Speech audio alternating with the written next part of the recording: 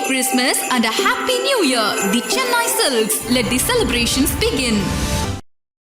ஸ்ரீவில்லிபுத்தூர் ஆண்டாள் கோயிலில் சுவாமி தரிசனத்திற்கு சென்றிருந்த இளையராஜாவை கோயில் கருவறைக்குள் அனுமதிக்காதது விவாதங்களை கிளப்பியிருக்கிறது. இந்நிலையில் இது குறித்து கருத்து தெரிவித்துள்ள தமிழ்நாடு முற்போக்கு எழுத்தாளர்கள் மற்றும் கலைஞர்கள் சங்கம், இளையராஜா இந்த அவமானங்களை ஏற்றுக்கொண்டாலும் கூட நாம் இச்சம்பவத்திற்கு கண்டனம் தெரிவிக்க வேண்டும் என்று கூறியுள்ளது.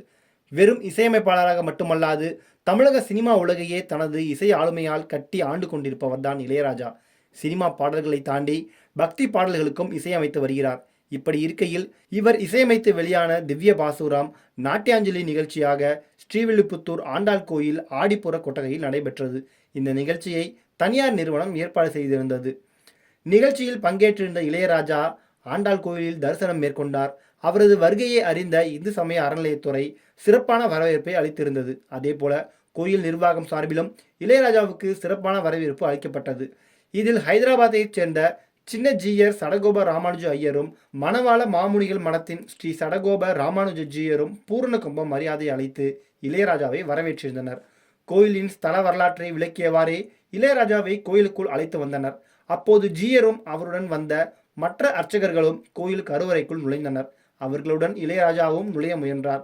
ஆனால் இடைமறித்த ஜீயர் உள்ளிட்டோர் உள்ளே அனுமதி கிடையாது என்று மறுத்தனர். இதனை எடுத்து திரும்பி கருவறை படிக்கு வெளியே வந்த இளையராஜா அங்கிருந்தே சுவாமி தரிசனம் செய்தார். இது தொடர்பான வீடியோவும் சோசியல் மீடியாவில் படுவேகமாக பரவி வருகிறது.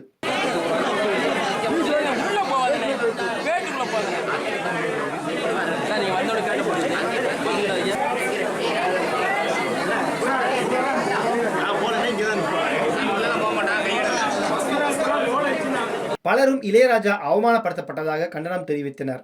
இசை உலகை ஆளும் ராஜாவுக்கு இந்த நிலைமையா எனவும் கேள்விகள் எழுப்பிய வண்ணம் உள்ளனர்.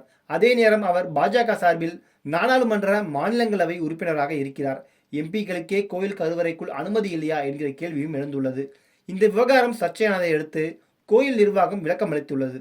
அதில் ஸ்ரீவில்லிபுத்தூர் ஆண்டாள் கோயில் கருவறை மட்டுமின்றி அர்த்த மண்டபத்திற்குள் செல்ல பக்தர்களுக்கு அனுமதி இல்லை. உற்சவர் வீற்றிருக்கும் அர்த்த மண்டபமும் கருவறையாக பாவிப்பதால் பக்தர்களுக்கு அனுமதி இல்லை என தெரிவிக்கப்பட்டிருக்கிறது. இந்த விளக்கம் ஒருபுறம் இருந்தாலும் இளையராஜாவுக்கு ஆதரவான குரல்களை அதிகம் எழுந்துள்ளன. குறிப்பாக இளையராஜாவை அனுமதிக்காதவர்கள் மீதும் கோயில் நிர்வாகத்தின் மீதும் உரிய நடவடிக்கை எடுக்க வேண்டும் என்று பலரும் வலியுறுத்த தொடங்கியுள்ளனர்.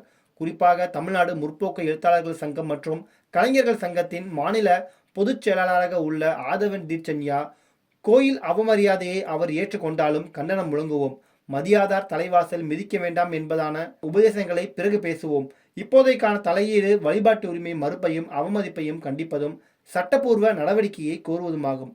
ஒருவேளை இளையராஜாவே கண்டிக்க மறுத்தாலும் என்று கூறியுள்ளார். தமிழ்நாடு முற்போக்கு எழுத்தாளர்கள் மற்றும் கலைஞர்கள் சங்கம் ஏற்பாடு செய்திருந்த மாநாட்டில் உதயநிதி ஸ்டாலின் சனாதனத்திற்கு எதிராக பேசியிருந்தது பெரும் பஞ்சாயத்தை கிளப்பியிருந்தது என்பது குறிப்பிடத்தக்கது. Merry Christmas and a Happy New Year. The Chennai Silks. Let the celebrations begin.